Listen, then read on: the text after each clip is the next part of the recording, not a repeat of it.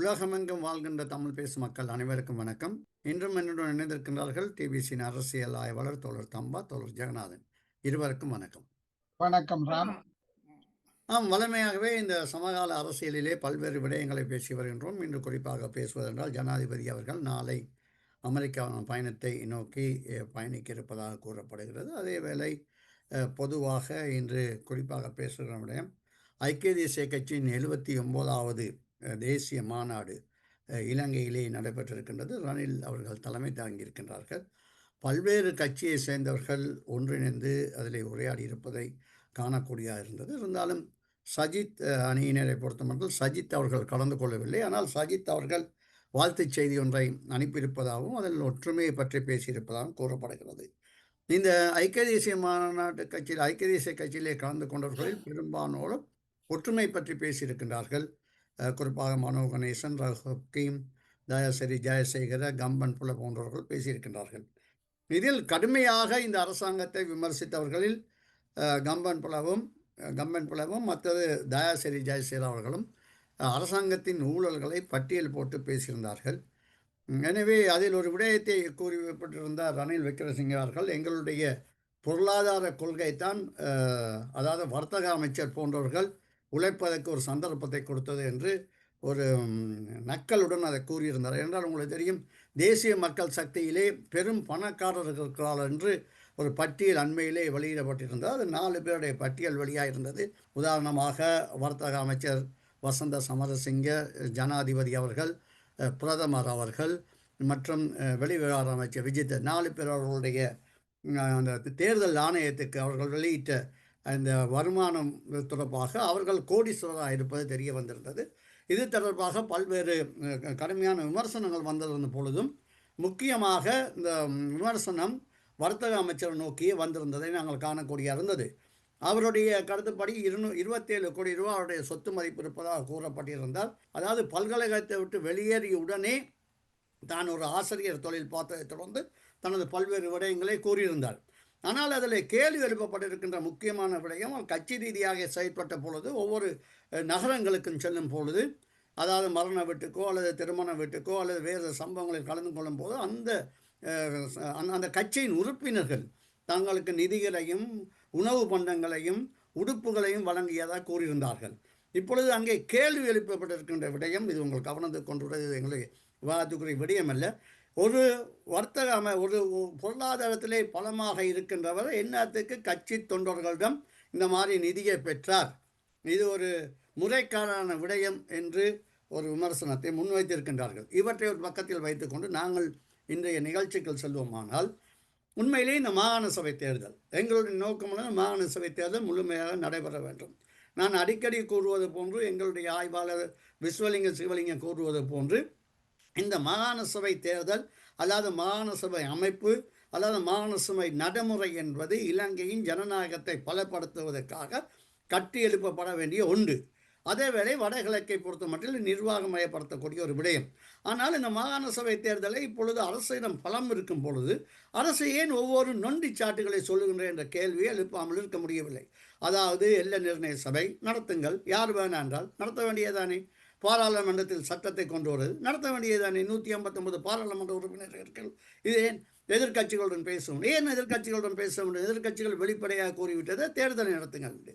தமிழ் பகுதியிலே 13வது திருத்தச் சட்டத்தை ஏற்றுக்கொள்ளவில்லை. 13வது திருத்தச் சட்டத்தை ஏற்றுக்கொள்கிறார்களோ இல்லையோ மாகாண சபையை எதிர்பார்க்கின்றார்கள். மாகாண சபையை கலந்து கொள்வதற்கு மாகாண சபையை போட்டியிடுவது தயாராக இருக்கின்றார்கள். அப்படியான நேரத்தில் இந்த மாகாண சபை தேர்தலை அரசாங்கம் நடத்துவதற்கு பின்னடைவதற்கான காரணம் என்ன?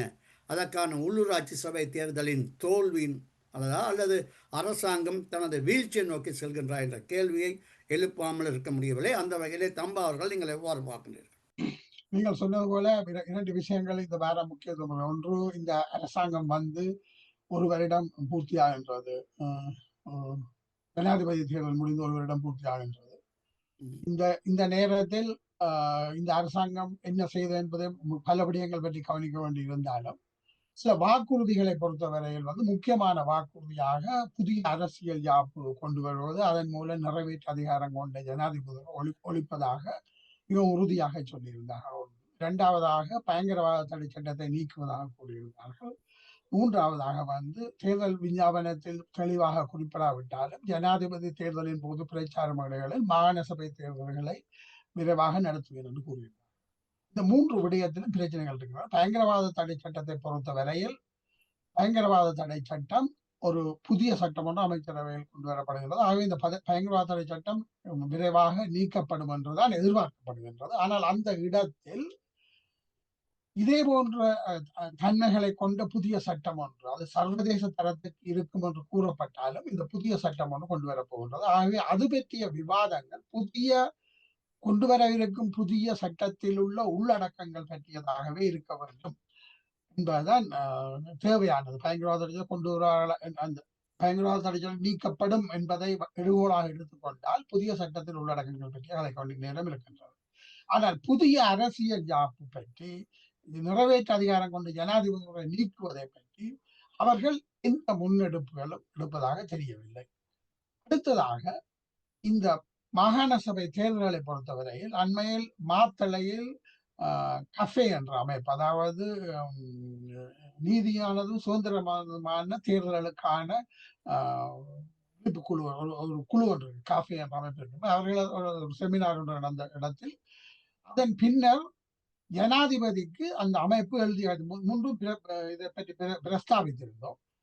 ஜனாதிபதிக்கு அவர்கள் எழுதிய கடிதத்தில் இந்த சட்ட இலங்கை அரசியல் யாப்பு சட்டத்தின்படி நீங்கள் கொடுத்த வாக்குறுதியின்படியும் இந்த மாகாண சபை தேர்தல்கள் மேலும் காலதாமதம் என்று நடத்தப்பட வேண்டும் என்றும், அப்படி இல்லாவிட்டால் பாராளுமன்றத்தில் உள்ள 3/2 பெரும்பான்மையை பாவித்து நீங்கள் இந்த மாகாண சபை முறைமையை இல்லாமல் ஆக்க வேண்டும். ஏனென்றால் மாகாண சபை முறைமை இருக்கும் பொழுது அந்த அரசியல் யாப்பின் பிரகாரம் அந்த சபை இயங்காமல் இருப்பது, மக்கள் பிரதிநிதிகள் இல்லாமல் இருப்பது அரசியல் யாப்பை மீறுகின்ற ஜனநாயக விரோதமான செயலாகும். அவை நீங்கள் 2இல் ஒன்றை செய்ய வேண்டும் என்று கேட்டு ஜனாதிபதிக்கு ஒரு கடிதம் ஒன்று எழுதியிருந்தார்கள். மாத்தளையில் அந்த இயக்கத்தின் பிரதிநிதி சென்ற வாரம் கூறும் பொழுது அவர் கூறியிருக்கிறார், அந்த கடிதத்திற்கு ஜனாதிபதியிடமிருந்து ஒரு அங்கீகாரம் அக்னாலேஜ்மெண்ட் வந்ததை ஒழிய அந்த கடிதத்திற்கான பதில் இன்னும் வரவில்லை என்று கூறியிருக்கின்றார். ஆகவே இந்த பெரும்பாலானவர்கள் மத்தியில் இந்த மாகாண சபை தேர்தல் நடத்தப்படுமா என்றதில் சந்தேகம் இருக்கின்றது.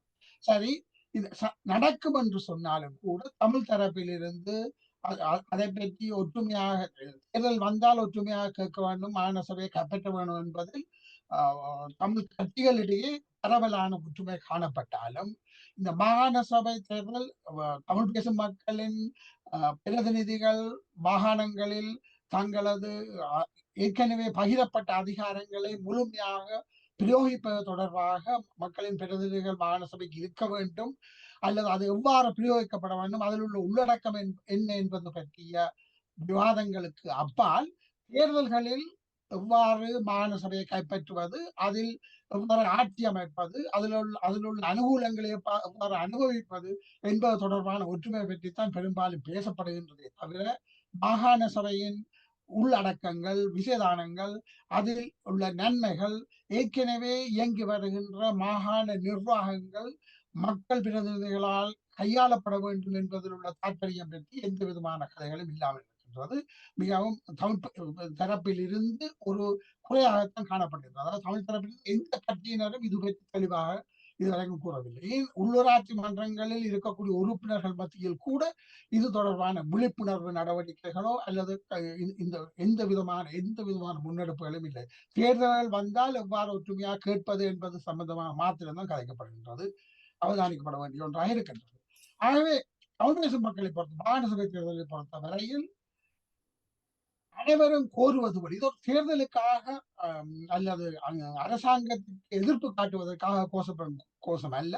இது நீங்கள் ஏற்கனவே நான் கூறியது போல சிவலிங்கம் தொடர்ந்து கூறி வருவது போல இலங்கையின் ஜனநாயக கட்டமைப்பை பலப்படுத்துவதற்கு அத்தியாவசியமான விடயம் என்பதை சுட்டிக்காட்டி மாகாண சபைக்கான ஆயத்தங்களில் ஈடுபடணும். அது தற்பொழுதுள்ள நிலைமையில் தேசிய மக்கள் சக்திக்கு தமிழ் கட்சிகள் மீதுள்ள அவநம்பிக்கையும் அவர்கள் மீது உள்ள விரக்தியும் தேசிய மக்கள் சக்திக்கு கணிசமான அளவு ஒரு செல்வாக்கை படிப்படியாக தமிழ் பிரதேசங்கள் அதிகரித்து வருகின்றது தெரிந்தது.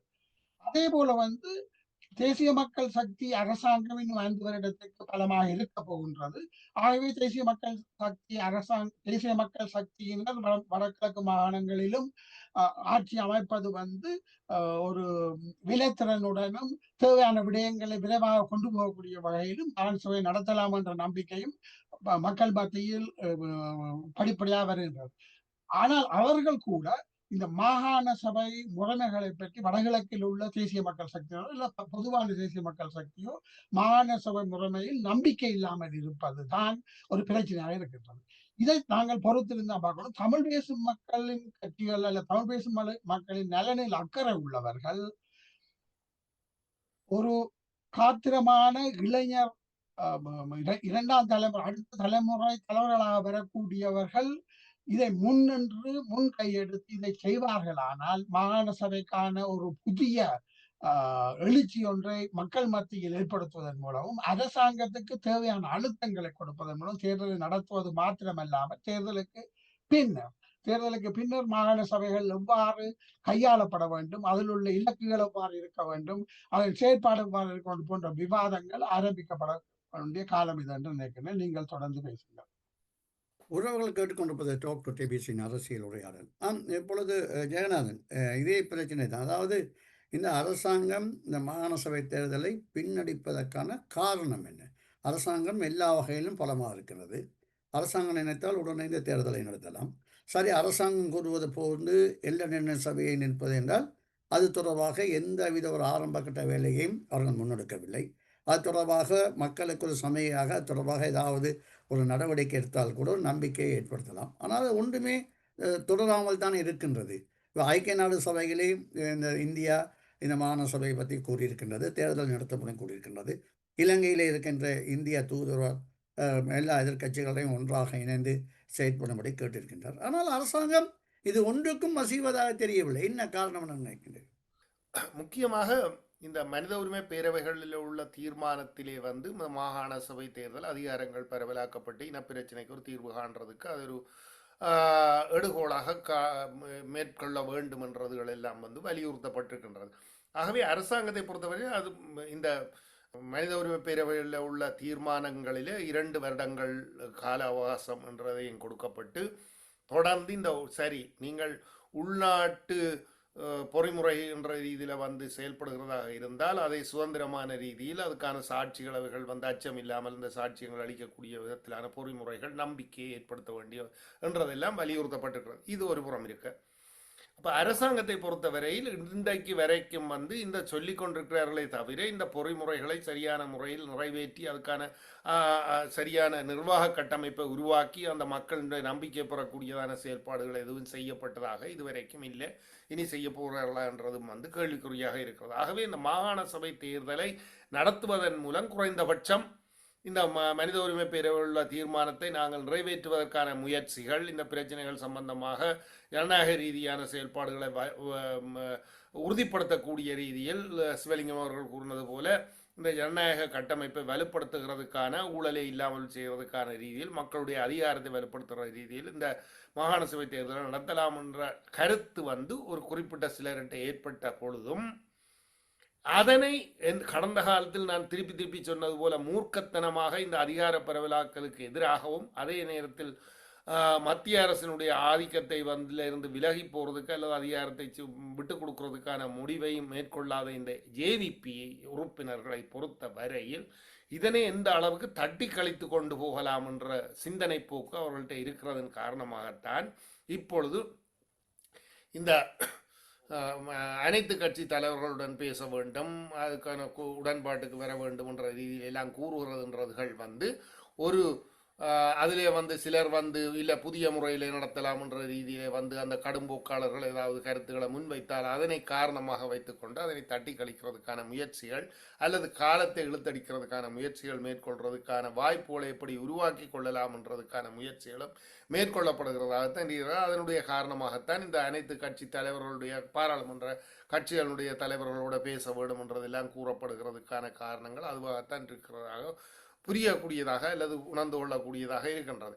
ஆனால் இங்கே ஒரு கேள்வி இருக்கிறது என்று சொல்லி சொன்னால், உங்களை பொறுத்தவரையில் அனைவரும் திருடர்கள், நாங்கள் தான் உத்தமர்கள் என்கிற ரீதியில் வந்து அரசியலை தொடர்ந்து பேசிக்கொண்டிருக்கிறவர்கள் நேற்று நடந்த ரணில் விக்ரமசிங்க அவனுடைய தலைமையாக கூட்டத்தை வந்து கூட மிக மோசமான முறையில் வந்து உங்களுக்கு அழைப்பு விடுக்கப்பட்டதான்னு கேட்ட பொழுது எங்களுக்கு அழைப்பு விடப்படவில்லை, அழைப்பு விட்டிருந்தாலும் நாங்கள் போயிருக்க மாட்டோம், இது வந்து திருடர்கள் கூட்டம், அலிபாபா 40 திருடர்களும் கூடியிருக்கிறது, இதை பற்றி நாங்கள் கவலைப்படுத்தவில்லை என்று சொல்லி இவர்களை வந்து இந்த அளவுக்கு இழிவுபடுத்தி கொண்டு அவர்கள் சரியோ புளியோன்றது அப்பால் இருக்க அது சம்பந்தமான மோசமான விமர்சனங்களை வைத்து கொண்டிருக்கிற இந்த ஆட்சியாளர்கள் என்னத்துக்கு மற்ற கட்சிகளோட பேசப்படும்? நீங்கள் தான் 3-2 உங்கள் பெரும்பான்மையை உங்களுக்கு தந்திருக்கிறார்கள், அனைத்தையும் செய்கிறதுக்கு உங்களுக்கான அதிகாரத்தை தந்திருக்கிறார்கள் என்று சொல்லி நீங்களே கூறிக்கொண்டிருக்கிறவர்கள் வந்து இந்த கருத்துக்கள் கூற வேண்டியதுக்கான காரணம் என்ன?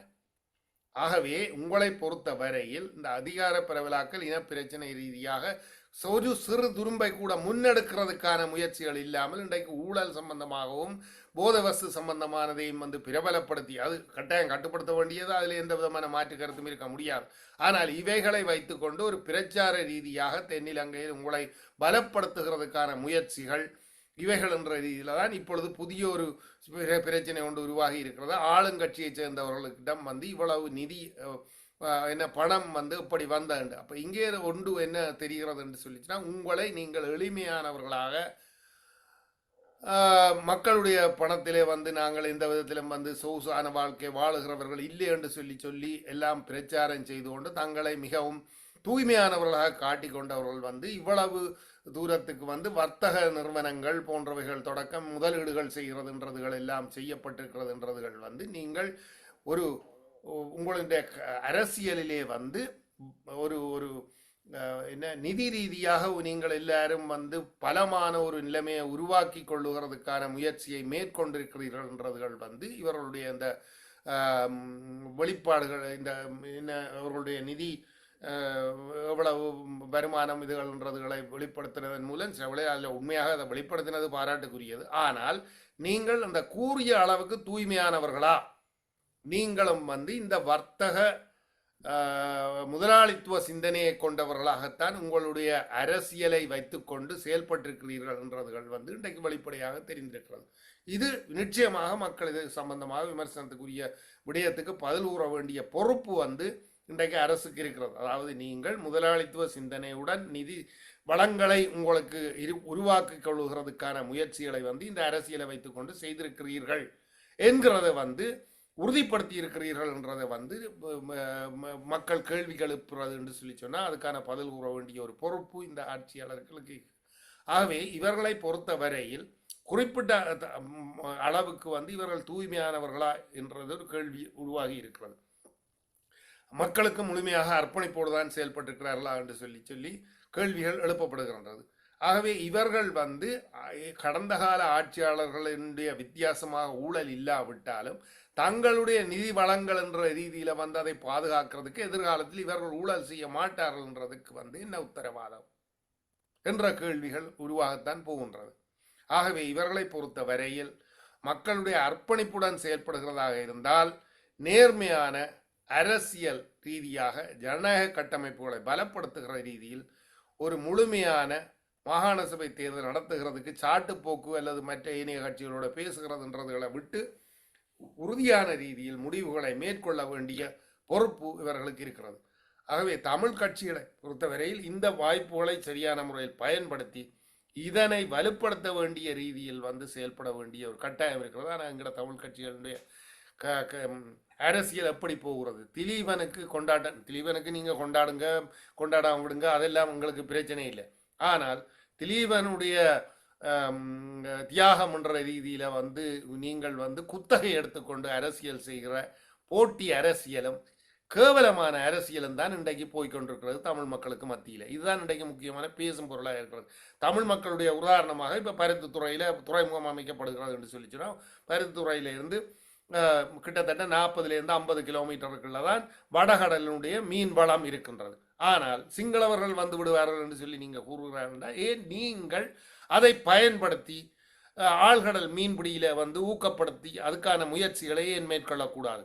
அதுக்கான வழிகளை அல்லது அதுக்கான ஊக்கப்படுத்துதல்களை இந்த தமிழ் அரசியல்வாதிகள் செய்கிறார்கள். அதாவது எங்கட வளங்களை வேறு ஒருத்தர் கொண்டு செல்லுகிறார்கள் என்று சொல்லி சொன்னால் அந்த வளங்களை நாங்களே பயன்படுத்தி கொள்ள வேண்டும் என்ற ரீதியில வந்து அந்த கடல் தொழிலாளர்களுக்கு ஊக்கப்படுத்தி அதற்கான வாய்ப்புகளை உருவாக்குகிறதுக்கு அரசாங்கத்தை வற்புறுத்த வேண்டியா? ஏனென்று சொல்லி சொன்னால் அபிவிருத்தியை நோக்கின அவர்களுடைய வருமானத்தை பெருக்க வேண்டும் என்று சொல்லி சொன்னால் சும்மா இந்திய படகுகள் வருகுது இதுகள்ன்றதுகளை சொல்லி கொண்டிருக்கிறதுல பிரயோசனம் இல்லை. அது நிச்சயமாக அதுகள் தடுக்கப்பட வேணும். அதில் எந்த விதமான கருத்து வேறுபாடுகளும் இருக்க முடியாது. ஆனால் இவைகளை வைத்துக்கொண்டு ஒரு மிக மோசமான அரசியல் கலாச்சாரம் ஒன்று தமிழ் மக்களுக்கு மத்தியில் வளர்ந்து கொண்டிருக்கிறதுன்றதுகளுக்கான ஒரு குறியீடாகத்தான் இது எல்லாத்தையும் நான் கூற வேண்டி இருக்கின்றது. ஆகவே முக்கியமாக இந்த இலங்கை தமிழ் மக்களுடைய அபிவிருத்தி சம்பந்தமான ரீதியில் அவர்களுக்கு என்ன மாதிரியான வளங்களை பிரயோசனப்படுத்தலாம் என்ற ரீதியில் அதற்கான வாய்ப்புகளை உருவாக்குற ரீதியில் தொழில்நுட்ப ரீதியாக வளர்ச்சி அடைந்து வர இந்த காலகட்டத்தில் வந்து அந்த தொழில்நுட்ப ரீதியான அந்த வளங்களை பயன்படுத்துகிறதுக்கான வாய்ப்புகளை உருவாக்குகிறதுக்கு இவைகளை செய்கிறதுக்கான முயற்சிகளை அந்த மக்களை ஊக்கப்படுத்துகிற ரீதியில் அது விவசாயமாக இருந்தாலும் சரி எதுவாக இருந்தாலும் சரி. நான் இப்போ சமீபத்தில் தான் செய்தி ஒன்று கேள்விப்பட்டேன். இந்த முறை வந்து இந்தியாவில் கிட்டத்தட்ட ஒரு ஹெக்டருக்கு 800 கிலோகிராம் அளவுக்கு மேலதிகமான வருமானத்தை பெறக்கூடிய அளவுக்கு வந்து வளர்ச்சியை நோக்கி போய்கொண்டிருக்கிறது. பம்ப கிராப் என்று சொல்லி கூறப்படுகிற ரீதியில் வந்து பெருமளவுக்கு வந்து வருமானம் அவர்களுக்கு வந்து இந்த என்ன அறுவடை வந்து பெருமளவுக்கு வந்து அவர்களுக்கு வருமானம் பெறக்கூடியதான அல்லது வளர்ச்சி அடைஞ்ச ரீதியில் வந்து அதுக்கான வளர்ச்சிகளை நோக்கி போய்கொண்டிருக்கிற நிலைமைகளை நாங்கள் பார்க்கக்கூடிய இருக்கிறது. ஆகவே இவைகளை வந்து மக்களுக்கு சொல்லி உங்களுக்கு வருமானத்தையும் பெருக்கிறதுக்கு வந்து புதிய விவசாய தொழில்நுட்பங்களை உருவாக்குகிறதுக்கும் அதன் மூலம் வருமானத்தை பெறுகிறதுக்கும் வளமான ஒரு நிலைமையை வந்து வடக்கு கிழக்கில் உருவாக்க முடியும் இருக்கிற விவசாயத்தை இவைகள் என்ற ரீதியில் அவைகள் சம்பந்தமாக கடல் வளத்தை எப்படி பிரயோசனப்படுத்தலாம் என்ற ரீதியில் நீங்கள் அதனை பயன்படுகிறாத காரணத்தால் தான் வேறு மற்றவர்கள் வந்து அதனை எடுக்க வேண்டிய நிலைமை உருவாகி இருக்கிறதுன்றதுகளை வந்து சுட்டிக்காட்டி இவைகளை முன்னெடுத்து செல்லக்கூடிய அபிவிருத்தியை நோக்கியும் அரசியல் ரீதியாகவும் ஒரு விழிப்புணர்வை ஏற்படுத்த வேண்டியது. இதில் வந்து இந்த பிரதேச சபைகள் வந்து எந்த அளவுக்கு பங்கெடுக்கின்றன்றது மிக முக்கியமானது. அவர்கள் வந்து தீர்மானங்கள் எடுக்கிறார் என்று சொல்லி சொன்னால் இது இந்த தமிழ் மக்களுக்கு இழைக்கப்பட்ட அநியாயங்கள் சம்பந்தமாக வந்து சர்வதேச விசாரணை என்று சொல்லி ஒரு நடைமுறையிலே சாத்தியப்படுமா சாத்தியப்படாதுன்றது இல்லாமல் வந்து இவைகளை பேசிக்கொண்டிருக்கிறதை விட இந்த மாகாண சபை ஜனநாயக கட்டமைப்புகளை வலுப்படுத்துகிறது என்ற ரீதியில் தங்களுடைய தேவைகளை நிறைவேற்றுவதற்கு மாகாண சபை அவசியமானதுன்றதை சேர்த்து கூறக்கூடிய தீர்மானங்களை மேற்கொண்டு அதற்கான விழிப்புணர்வுகளை ஏற்படுத்த வேண்டிய பொறுப்பு வந்து இந்த தமிழ் அரசியல் கட்சிகளுடைய தலைமைகளுக்கு இருக்குது. அவர்களுடைய அங்கத்தவர்களை வைத்துக்கொண்டு அதாவது குறிப்பாக தமிழரசு கட்சிக்கு குறிப்பிடத்த அளவு இருக்கிறது. அவர்கள் அந்த முயற்சிகளை மேற்கொண்டால் வந்து அங்கு உள்ள NPP-யை சேர்ந்த உறுப்பினர்களும் வந்து அதற்கான ஆதரவை கொடுக்க வேண்டிய நிர்பந்தம் அல்லது அரசாங்கத்துக்கு கூற வேண்டிய நிர்பந்தத்தை உருவாக்கலாம். அதுக்கு துணையாக வந்து ஏனைய கட்சிகளும் வந்து நூற்றுக்கணக்கான உறுப்பினர்களை வைத்திருக்கிறவர்கள் வந்து அதிலே ஆர்வத்துடன் செயல்பட வேணும் என்றதுகள் இவைகளை இவர்கள் செய்வார்களா? இதுதான் எங்களுடைய தமிழ் மக்களுடைய எதிர்பார்ப்பு என்ற ரீதியில் அவைகளை செய்ய வேணும் என்ற எதிர்பார்ப்புடன் தொடர்ந்து நாங்கள் பேசுவோம். நன்றி. உறவுகள் இதுவரை கேட்டது டாக் டு டிவிசின் அரசியல் உரையாடல். மீண்டும் இன்னொரு நிகழ்ச்சியிலே சந்திப்போம் உறவுகளை. நன்றி, வணக்கம். It's time to celebrate. Phyllis, foresight, dream of tomorrow and wonderful things to come.